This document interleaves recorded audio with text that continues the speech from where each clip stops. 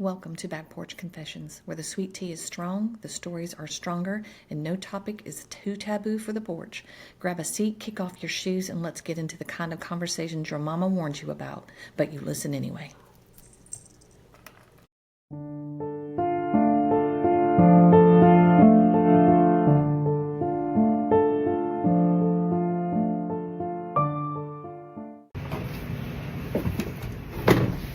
Scoot the chair back, Mom. Hey everyone, welcome to Back Porch Confessions.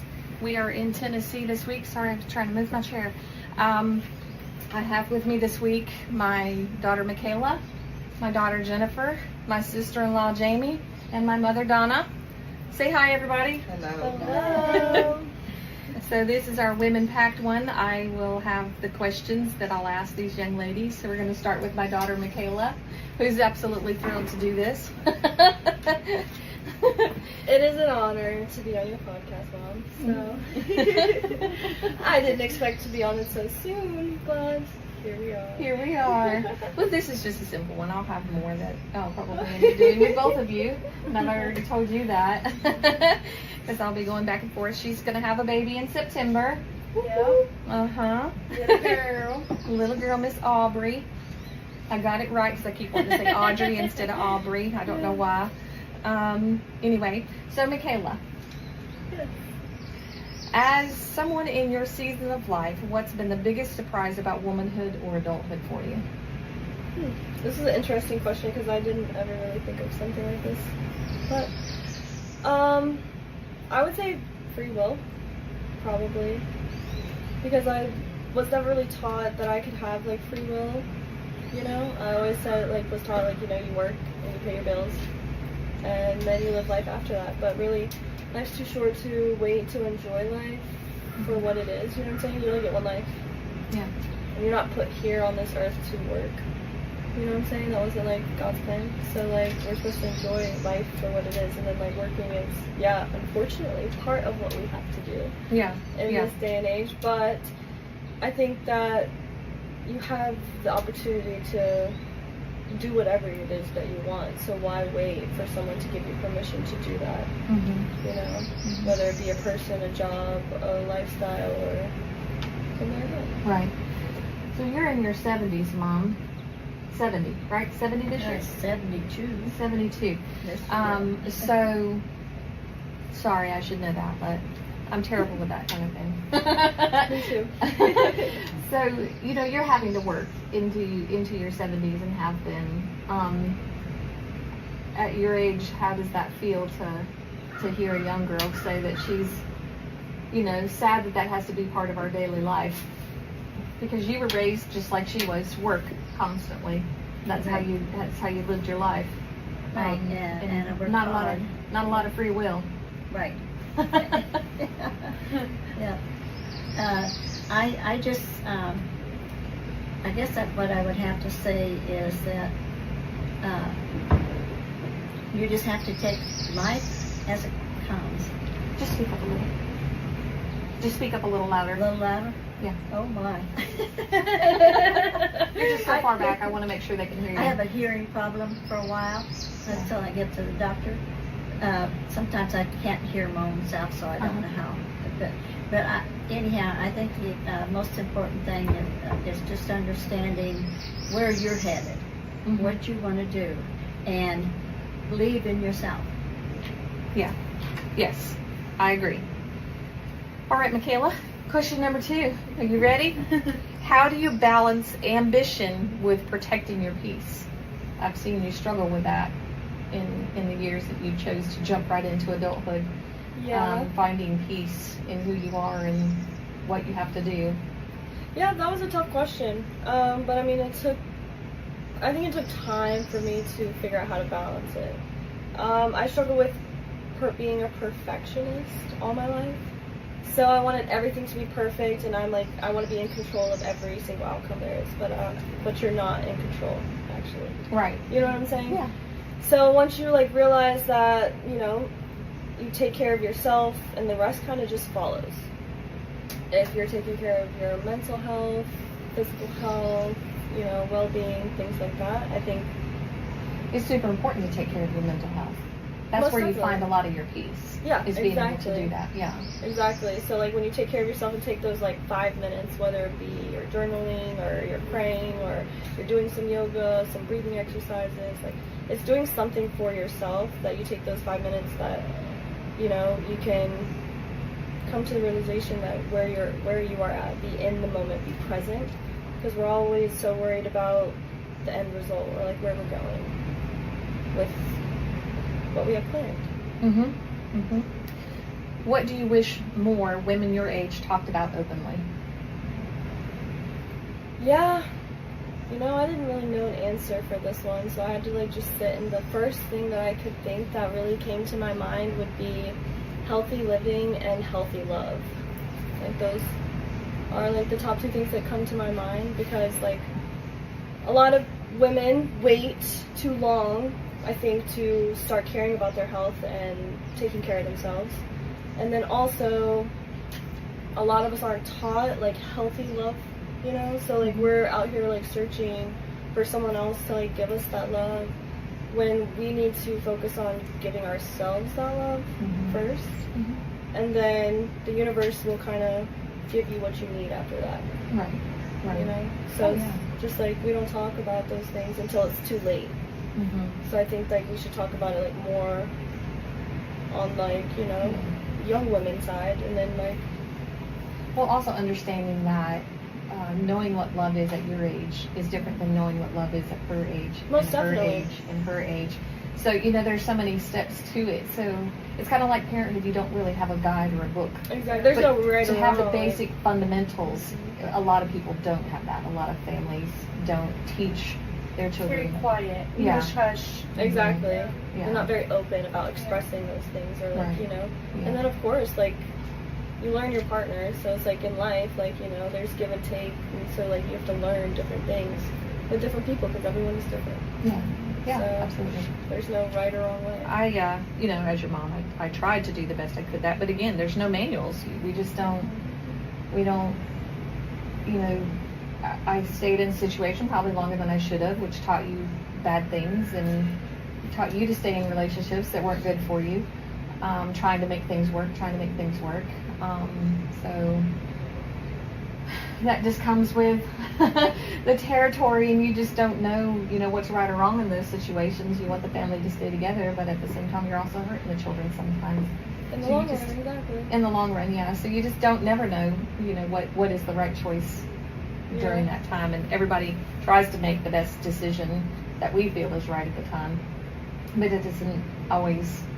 When you have the 20/20, the hindsight is like, oh, I probably should have done this different or that different. But it's formed you, who you are. Most definitely, and I wouldn't Yeah. say like I regret anything that's No, I ever don't think happened you do. in my life. Yeah. Would I go back and change some things? Maybe. Yeah. But like decisions. But I think everything that you go through in life is God's plan, and that like, you know, you can't really alter that, you know. He puts you through everything for a reason, so. Yeah, absolutely. So that's the words of a 25-year-old. We're going to go to the words of an almost 30-year-old. Almost. Almost, yeah. So Jennifer, what's one life lesson you learned the hard way, but now wouldn't trade for anything? I would have to say marrying my high school sweetheart, for sure. It came with a lot of challenges that was not expected. My whole life I just wanted, you know, to have this perfect family and to grow up and have kids and just boom, boom, boom, your whole life just laid out for you. And so it's like, yeah, get married at 19 and 20, you know, but in all actuality, you don't realize how much growth you two have to go through that, you know, it takes to overcome those, because we're both changing daily, just like we'll change. We won't be the same people in 10 years from now. But I feel like it's a lot harder when you're younger, 19 and 20, and you've had mommy and daddy there cleaning and paying the bills and doing all the things, that responsibility that you didn't even know you Was had part to of life. carry. Right. And so when you get married and you move in and you learn, wow, we can't just be best friends and ride out on Sunset, you know. Those were some big challenges for us. We had to overcome a lot and to become united, you know, because we were so young, we didn't really understand really biblically what that meant, to become one and to leave our parents. And that was hard, I think, especially for my husband. It was hard for me too, but a lot harder for him because he's always had his family together and he didn't understand. He's in a broken family. A broken family, and I'm like, I'm ready to go. I'm ready to hit the road. Let's start a family. Let's do other things. And he was on a whole different spectrum of let's live life, kind of how she is, to our fullest. I'm not here just to work. I want to go have fun. But you can also have that in a family. Oh yeah. It's a good balance. But it is definitely something I wouldn't trade for anything. Now that we've gone through a lot of them trials and have hit past those bumps, and we're definitely in the best part of our marriage we've ever been. But we're both very settled in who we are now, and we also understand each other. Versus, it took a long time for us to understand each other because we both wanted to love the high school version of ourselves, and we'll never be that ever again. And So how long have you guys been together total? I think so. This year will be 9 years. So we've been together 12 years. 12 years. 12 years. Yep, 9 years married, September, and 12 years together in September. So we got married on our 3 years of being together. Yeah.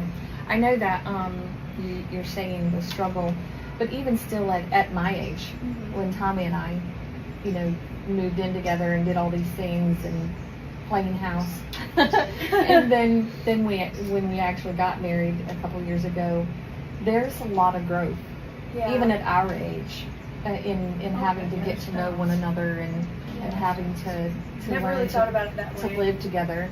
Yeah. So it doesn't matter The what age. age you are. It's much harder at 19, I would say, than at my age. I'm a little wiser. Had I been 19 and in this relationship with Tommy right now, I wouldn't be in this relationship with Tommy right now, because I would have, the hot-headed me would have been like, see ya.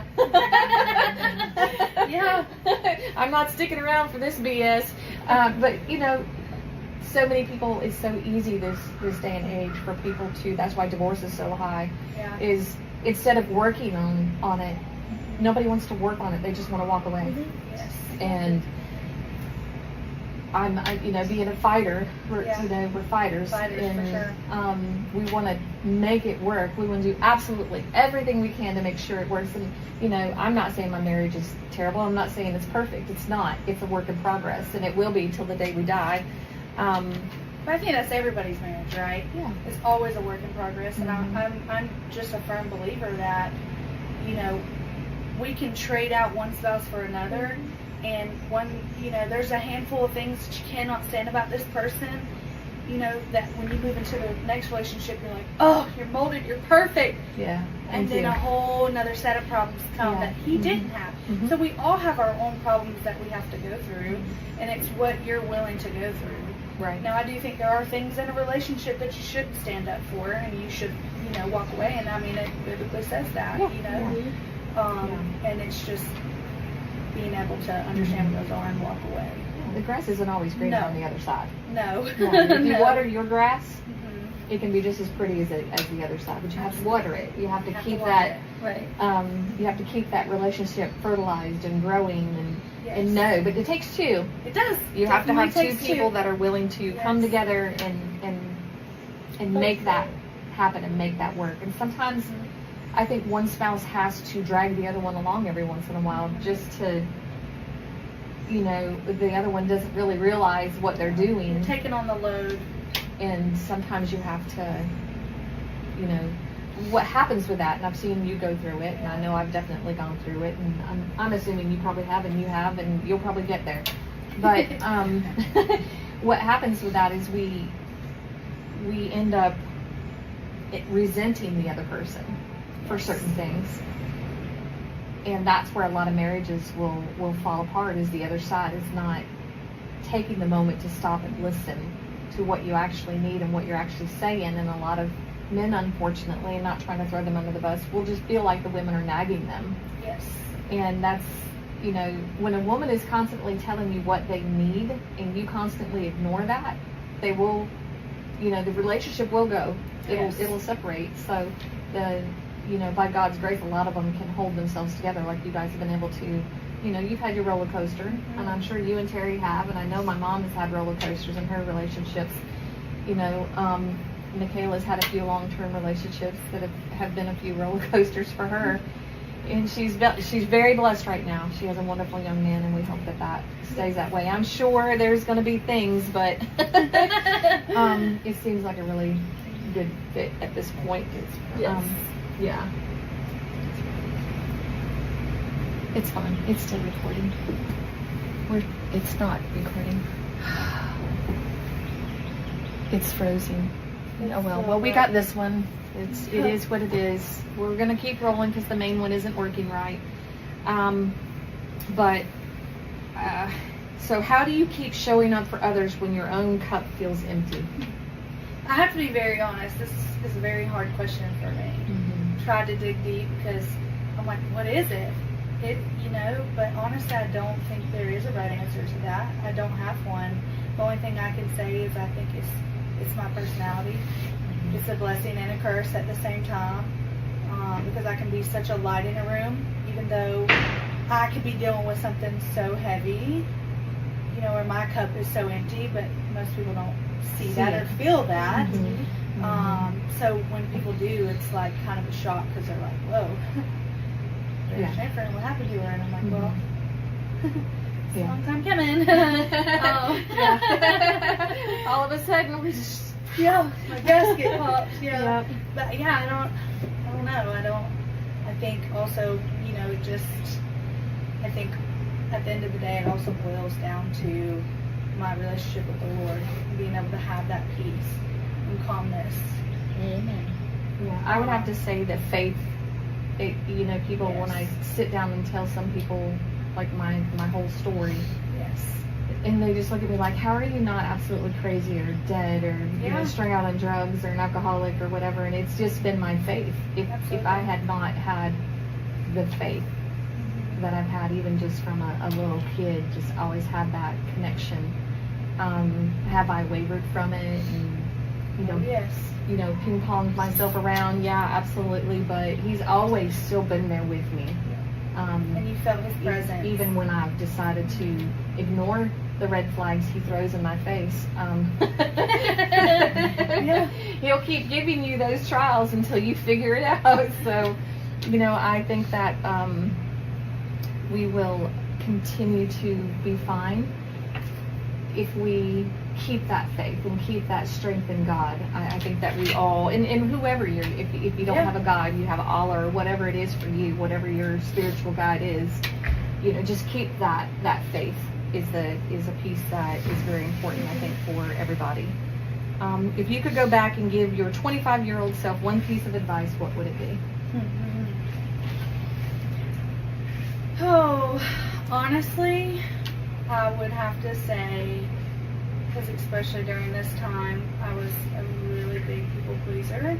I would have to say, not to be such a big people pleaser. Because with that, it came to filling everybody else's cup while mine was constantly empty. And even though people thought I was extremely happy, at the end of the day, crying myself to sleep because nothing I did today was anything for me. It was for everybody else and everybody else's peace. And I am very bad about going, oh my gosh, what if it hurts somebody's feelings? But I'm like, hey, this is my child, because that's been a big part of it.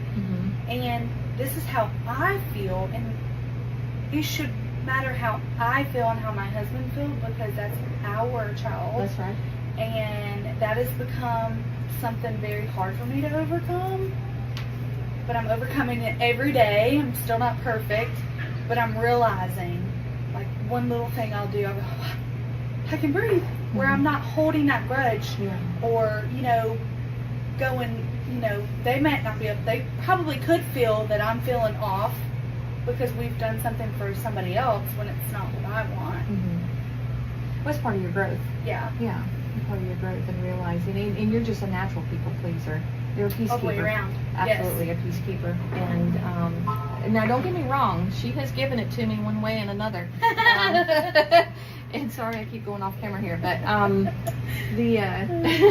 but that's the youth in you, you know, as Yes. a teenager. You had your emotions and your feelings about things, and we, you know, I've not done some good things, and you had a right to feel the way you did, and I accept that responsibility and all that, and I understand, and we've had our conversations. Of course. But you being the people pleaser, though, you still, I am blessed with that, because if you weren't, you would probably still hate me. You probably wouldn't have taken the time had you not had that peace come upon you. That was, you know, God given, that now we're able to have the amazing relationship that we're able to have. Yes. And you know, not every relationship is perfect, especially your mother and child. We all have our struggles. Well, absolutely. There's always Yeah. going to be that moment of let's agree to disagree. Yes. Always. Yes. For sure. Yeah, Yes. absolutely. Mikayla usually just tells me she's got to get off the phone. I'm going to shut this down now, Mom. You always said you have nothing nice to say. Don't say Don't nothing say it. else. That's right. I That's gotta right. cool off, Mom, before I say this. She knows her boundaries. I could say that. She's, you know, mostly, for most of her life, she's been pretty good at her boundaries. There are some that she hasn't, but, That comes with life, I yeah, think. absolutely. Yeah. Absolutely. So, Miss Jamie, it's your turn. I don't know if anybody can see her. I'll probably be out of camera for this one. You always seem grounded. What's your daily or weekly ritual that keeps you centered? I think it's the conversations I have every morning with my husband. I had a sneaking suspicion you would say that. And I can tell you, a little birdie told me that he absolutely lives by those conversations and wouldn't want anything different. Yeah. He lives for those conversations, and he says his day just wouldn't be right if you guys didn't have that. So I think that's pretty fantastic. I love it. To hear, he's such a sensitive soul Yes. and compassionate, and hearing the love that he has for you and for life and for your boys and for everybody around him. It's for the people that don't get to experience that, I pity them, because he has a lot of love and laughter, and he's such a good, he's just a good person. Yeah. Like, you know, I'm sure, you know, I've seen his he's wore his ass on his shoulders a few times. I have, you have, we all have. So he's not perfect, but I think he's perfect for us. He's our Terry. And even Lilybug thinks Uncle Terry is the bomb.com. So what's been your proudest I did that moment so far? I think it was at my job. Mm-hmm. I had a voice, and I see men get raises all the time, and women just get Looked over. pushed over, yeah, pushed aside, and I step up and say, hey, this is what I want, and this is what you're going to give me. And Good for I had you. a voice, Good for you. and I raced to the top now. Yeah.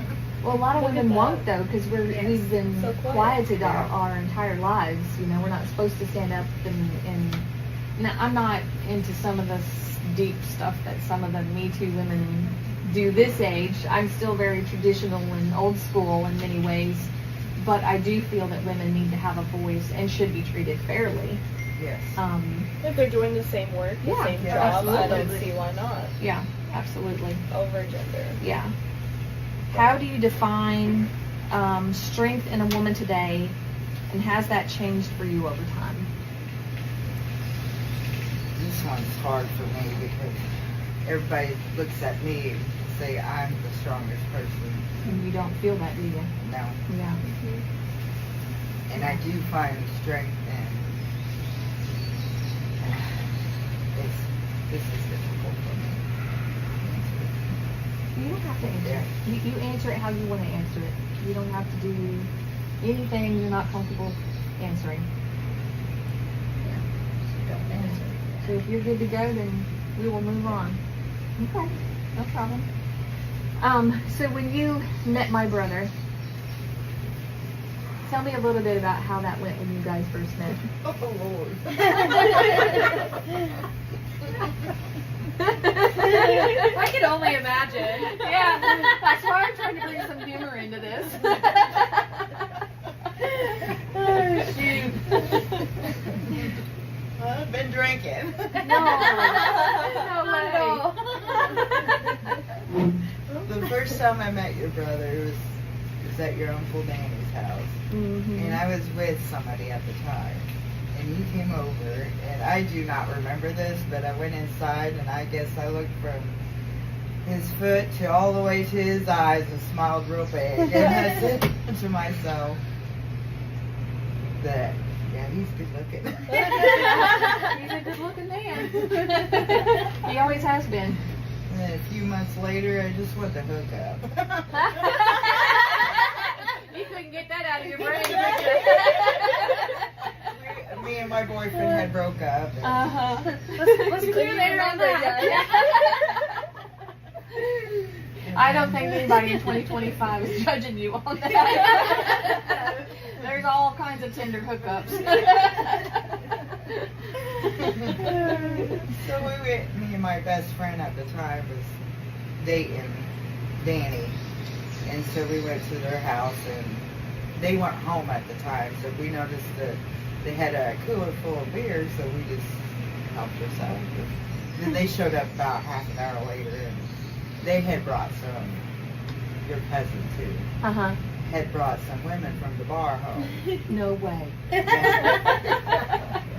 Well, he seen that I was there for him, so he told the girl nicely that I'll call you sometime. How many years later did he ever call her? I'm waiting for that. She's still waiting for that phone call.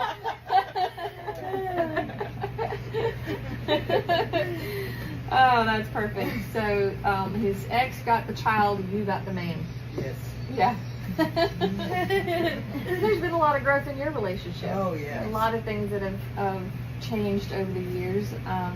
But I've always admired the love and communication and compassion that you guys have for one another.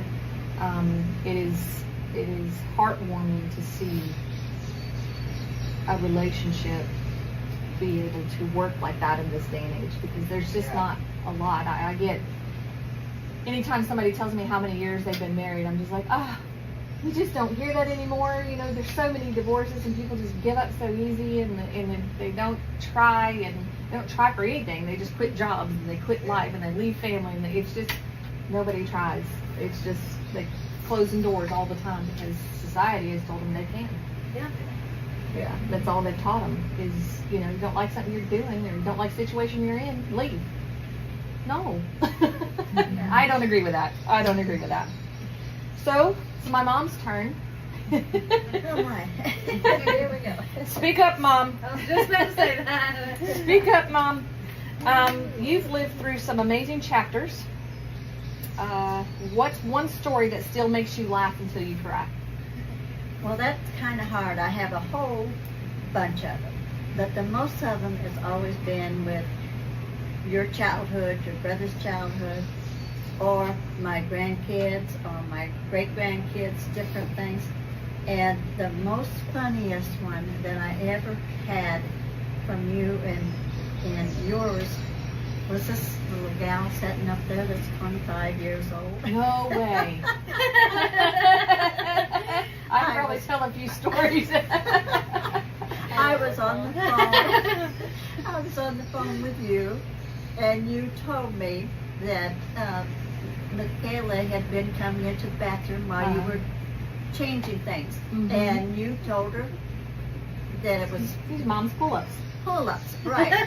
Well, the next thing I know, I get another call, and she said, "Well, guess what, Mom? We're in the store, and there we are. We're right here." And Mikayla goes, "Look, Mom, there's your pull-ups." There's your pull-ups for when you poop your pants. Oh gosh, I didn't know whether I should crawl under the cart, over the cart, run out the door. A couple of women that are standing there, you can just see their shoulders going. They're laughing. Yeah, I still What, laugh Mom? about it. Oh my gosh. Oh, yes, she did. Do not tell Lily their pull-ups. Because she would be the one to do She that. would be the Lily, one to say absolutely. something like that. Yes, she would. Yes. She's definitely a little spitfire. How do you stay connected to your sense of joy even when life throws you curveballs? You've had a lot of those lately. But I've learned over through the years because life wasn't easy even as a child. Mm-hmm. And so, but it's always falls back on God. Mm-hmm. Without Him, I'd be completely not here. Yeah. You know, that's Mhm. just, Yeah. that's been I know that He's taken care of it. He has kept me here, Mm-hmm. and that's what matters. And he keeps you centered. Yeah, He does. Yeah, yeah. When you lose your way, he snaps you up and slaps you around and sits you down and I get back up. Yeah. Because I know I can, because I know He's there. He's for me. there. Yeah. Yep. What legacy do you hope to leave behind in the hearts of women around you? You got 4 of us sitting here. Right. I just hope that you can see the strength that I have and build it into yourself. Mm-hmm. I got a call from you, and you said, "Mom, I want to do this," and I said to myself, "If Mom can do this, I can do it." You Mhm. know, and that gave me so much good feeling to know that I have done at least a good example, right or wrong, sometime that I have been many times wrong. Like you say, there's no manual, Mm-hmm. and so you think you're doing what's right, but sometimes it doesn't turn out that way. No, it doesn't. Yeah. It doesn't always. No. You know, I've said on this thing a few times that my relationship with you has not always been perfect. We've not always been perfect. But I will say that in life, my mom has taught me to work. She's taught me to have faith. She's taught me a lot of things of what not to do. Like I've taught a lot of things for you of what not to do and what not to do. Don't make the same mistakes, kind of thing. You know, and I think that in learning some of my own mistakes and seeing the things that I've done, especially to my 2 older children, not intentionally, but things have happened because of my Right. past. Yeah. And I've learned forgiveness because I see that what you went through as a child, you don't know how or didn't know how to do certain things or how to handle certain things, and you made choices that maybe you shouldn't have made. Right. And I'm not innocent of any of that. I've made choices I shouldn't have made, and I've hurt children that I shouldn't have hurt because of my choices. Right. And so in that forgiveness, I have understanding. Now, it's not to say that I don't sometimes get mad about some of the things, and I don't get tore up from the floor up thinking about some things. Right. But I do, and you know, but it's important to me to know that in my heart, and this is why part of the, other than my faith, that I can understand why you did some of the things that you did, because you're not perfect. Right, And no. you were raised in a generation where everything was kept under the carpet and Oh, skeletons yeah. were not talked about, and you chose to go on with life regardless of whether or not, you know, they're family, so you still had to be friends with them. This generation in 2025, we do not feel that way. Cut, yes, and there's a lot of people on your side of the family I don't associate with, and I won't associate with. Well, It's a I have- boundary I've had to set, and I've seen you do it now. Yeah. Like, you know, in your later years, I've seen you do that, and I think it's important to understand that. Yes, you should still love and have compassion and try to have understanding. It's also okay to keep them here. You don't have to have them immediately right next to you. You can keep them at an arm's length. You set your boundary for what you're comfortable with. Right. But the best and most important piece of advice I could probably give on that is find understanding. And one person told me years ago, when somebody's doing something to hurt you, they're probably only acting from something that happened to them as a child. View them as a child and understand why it is they're acting the way they're acting. Because there's a trauma that has come from their childhood that brings them through and has brought through to this life. And I do that a lot with my husband. I have to stop and think, okay, he does these things because he was born right after his older brother, and there was a lot of, he was, ignored a lot, not on purpose, but, it was 9 months later, and the older brother's feeling left out, and what, you know what I'm saying? So they paid more attention to the older brother, and Tommy just kind of got ignored.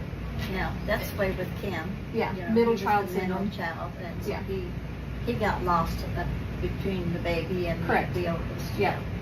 So I try to. I'm not always, and sometimes I have to call her up, or I haven't gotten to calling you because you're usually at work, but I can call the three of them and just talk. Sometimes I just need to talk things through. I do go to a therapist, and she's great, and she will put me right in my spot. Because she's not going to hold anything back. If she thinks I'm full of duty, she's going to tell me I'm full of duty, and she's going to call me on that. And so she makes me think of things, in a different light. And be like, oh, okay, I probably should maybe retract my brain on that. She did actually take me back, all the way back to when I watched Daddy, trying to kill you in the car. She took me all the way back to 5-year-old me standing there, and I could literally feel the gravel underneath my feet, and then the grass under my feet as we ran over to Ralph's house and Get the help. Yeah, and get the help. So she took me back to that, and it was very healing.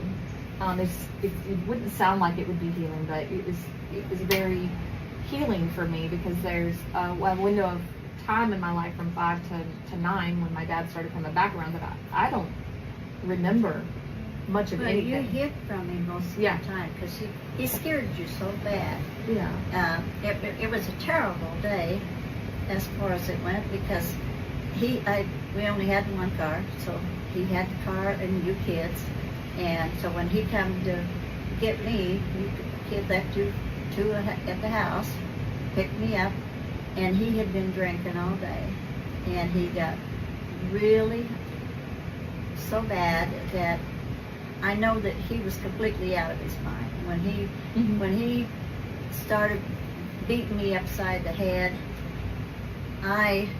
All I could do was just grab his hair and pull his hair, and his eyes was just gone.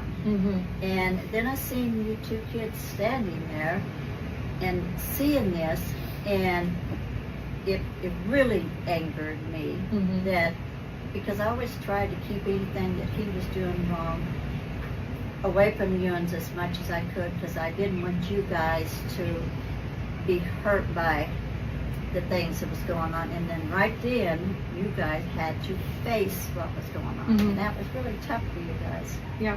But I was proud of you at the same time, because you did what I told you to do, both of you. I said, get over there, call, get the help, because he had lost it so bad. That was our last go around that she's talking about. But I walked into the house with the officer, and he had stuck several knives into the coffee table, waiting for me to walk back into the house.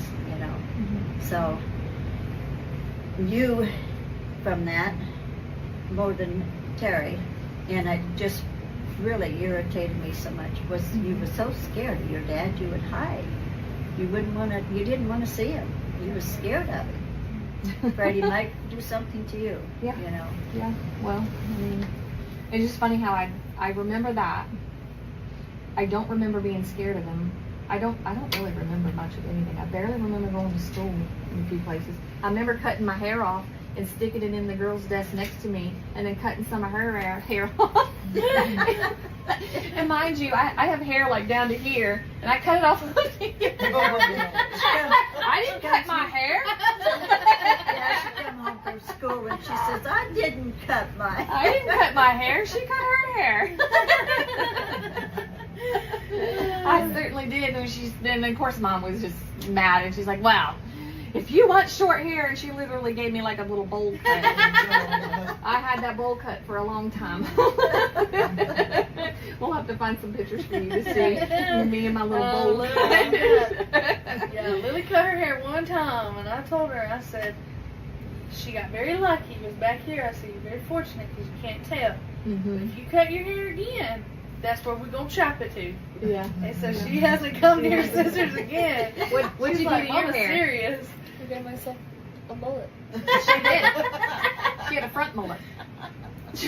Bangs way up here and some way down here. She got one piece off over here. And so I had to like. There was no fixing it. There was none. It's just going to grow out. Yeah. And then she put it in the blanket and shoved the blanket underneath my dresser. She'll never know. She'll never know I did this. All of a sudden she goes from having no forehead to a 5-finger forehead.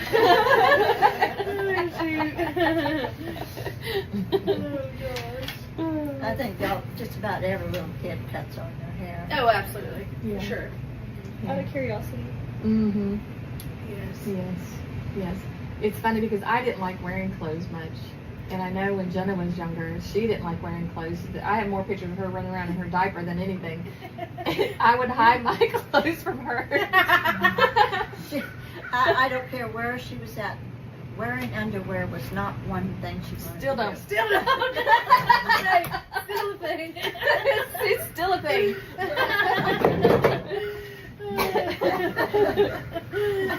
I go looking for her one TMI. day. I have to tell this story. No way.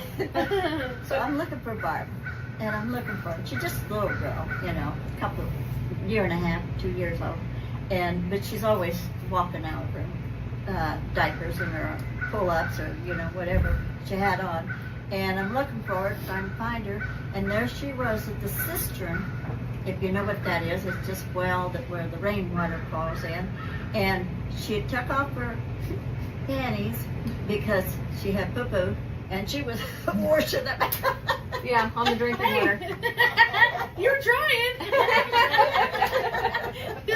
On the drinking water. Oh, no. I'm assuming you all poured some bleach or something down in the cistern when I did that. I don't really know, but.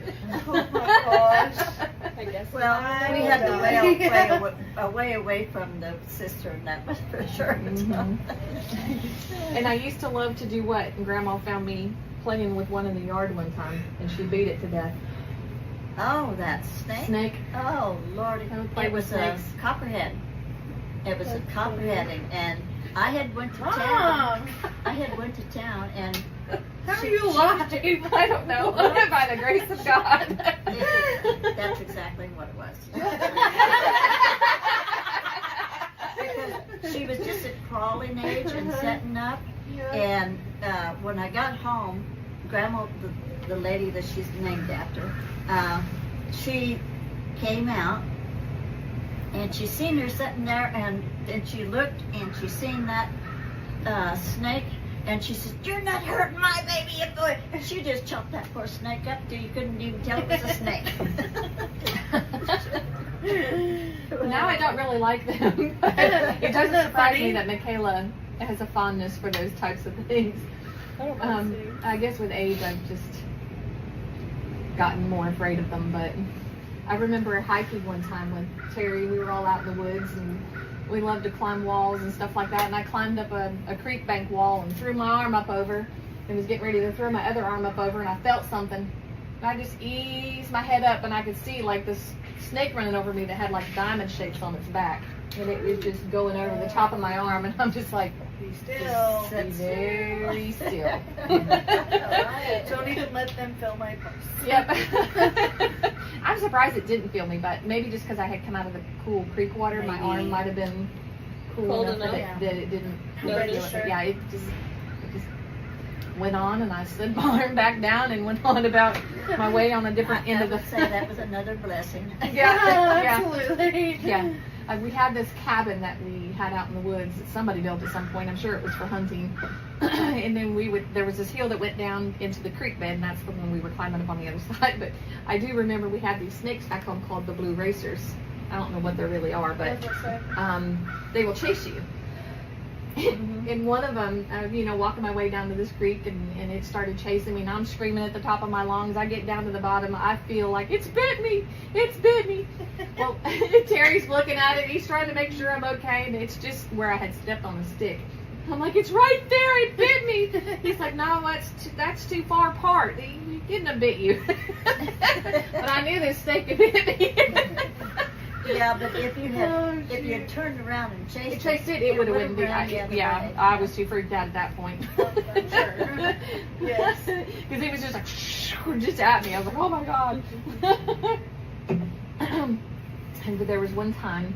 You guys don't know much about electric fences, but I do a little bit. the boys were ornery, and we have a cousin that wasn't always the brightest bulb, bless his heart. And so the boys would chain hands and put him at the end, and they would pee on the fence, and he'd get shocked at the other end.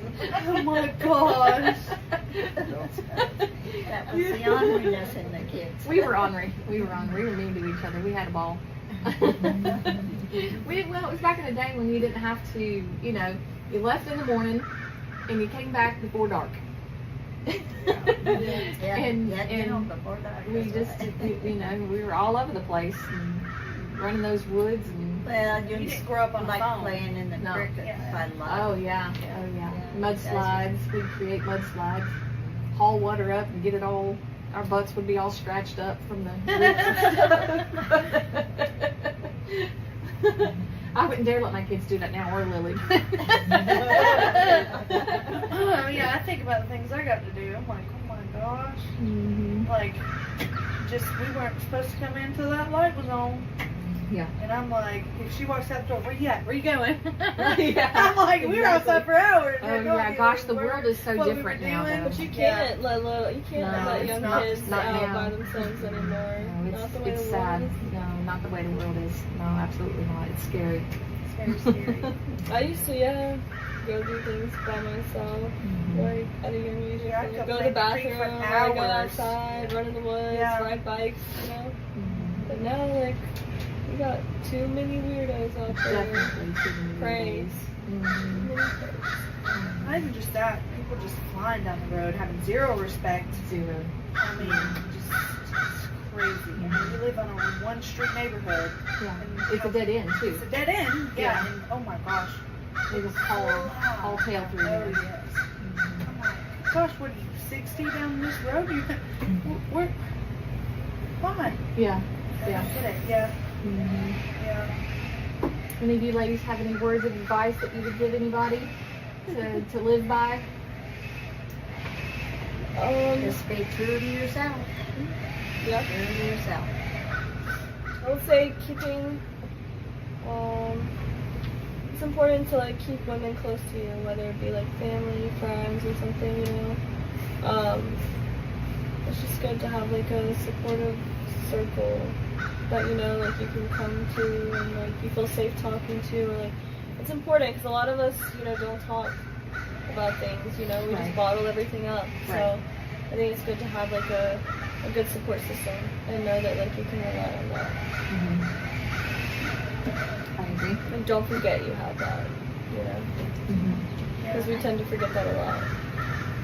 And we Don't feel- be afraid to talk about things because more than likely other women are going through it that Most definitely. we're very embarrassed by it, but then when we actually start to communicate about it, we're like, wow, this is actually so normal.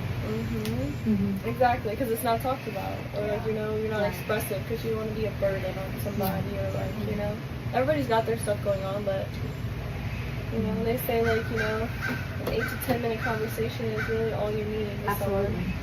Yeah. It's all you gotta take, 8 to 10 minutes. If you spend so much time scrolling on social media or watching TV, call someone up. Yeah. This is part of why I'm doing this. Yeah. Is because I want people to know that there are voices and everybody has gone through something in life and they're not alone. It's a big thing for me for people to not feel alone, because I felt alone many times in my life. And don't take that personally, Mom. It's just, I have understand. felt alone many times in my life, and that's a feeling I don't want anybody to have. And it's a big thing for me, for someone to not feel alone. In my children, it's just been a big thing for me to be like, you know, I'm always an open, but please come talk to me. And we do. We have lots of long conversations, and even my boys will have long conversations with me. Just like Zai called me up at almost 1 o'clock in the morning the other day to let me know that he had a God wink moment, because he was driving around and driving a little too fast, and just going through a breakup with a girl, and a feeling like, you know, what do I got to live for? And I don't remember exactly what he was saying at the time, but the officer pulled him over and let him go. But Zai felt like that was God saying, don't ever think I'm leaving you, because I'm right here. And that's how he took that. That's awesome. And so he just, his whole demeanor and heartache kind of, he found his moment then, and Very grounded. yeah, I was half asleep. So I don't remember exactly what he said, but I just remember that being something that had affected him in a big way, and I love a God week moment. And y'all are so close that he could call you at 1 o'clock and know that he could rely on you, and that you were going to answer and be there for him. Yeah, absolutely. Yeah, he pulls at my heartstrings, because he's, you know, pulled away from me kind of like she did. And I'm not used to that, because my identity is my kids, and you know, when they were gone, I didn't know what to do with myself, and I still find myself struggling with that every once in a while. You know, how to not be The empty nest. mom. Yeah, I didn't think that was going to affect me. Even ask people that have known me from work, they're like, "Oh no, she'll be just fine." Guess what? I'm not. This ripped my heart out a couple times. But yeah, don't be in a rush to get your kids out of the house. I wasn't, but you know. And I would like to add one more thing. Mm-hmm. We all need to be able to understand that we're only human beings. We are not perfect, and to be able to forgive ourselves for making stupid mistakes, you know, because if you can't forgive yourself, you can't move on to help your kids. Right. You know. Absolutely, you have to have inner healing. Yes, you absolutely have to have inner healing. And I've spent a lot of time healing, and I definitely wasn't healed when I had my first 2 kids. Didn't really thought I was, and then all of a sudden I wasn't. So I spent some time healing again. Thought I was healed, and then went through some crazy things in my relationship at the time, which caused more hurt and trauma. Spent 8 years basically single and dated off and on, trying to heal, and still realized that, okay, I'm still not completely healed, and so you just never really are. You're never fully healed. Fully healed. You know, it's a work in progress all the time. It is. Even at 72, it's a work in progress of healing, and some trauma is more than other trauma. But I think I'm going to end this. I will remind everybody that we have our family member from back home, Bethany Ruby Dower. She went missing on July 28th of 2021 in Newton, Illinois. She was age 38. They have not found her. She's a white female, 5'8".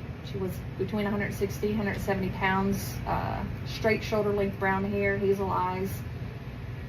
She's got freckles, and she has full dentures. And let's see, last seen leaving her residence without her belongings. Bethany has no cell phone, money, or transportation, and may be in danger. So if you know anything, www.missingillinois.org is actually pronounced Illinois, but you have to add that S on the end. And or call the Newton Police Department at 312-620-0788, and I'll make sure I have this information in the bottom of the podcast. But if anybody knows or hears anything about Bethany Ruby Dower, we would appreciate you getting a hold of somebody and letting us know what you know. All right, ladies, thank you. Yes, thank you for having us. We're gonna go spend some time in Tennessee. Bye. That's a wrap on this episode of Back Porch Confessions, where the tea is hot, the stories are real, and we never apologize for keeping it honest. Produced and edited by the magic makers over at Zay Media. Until next time, keep your porch talk spicy and your secrets safe. Mostly.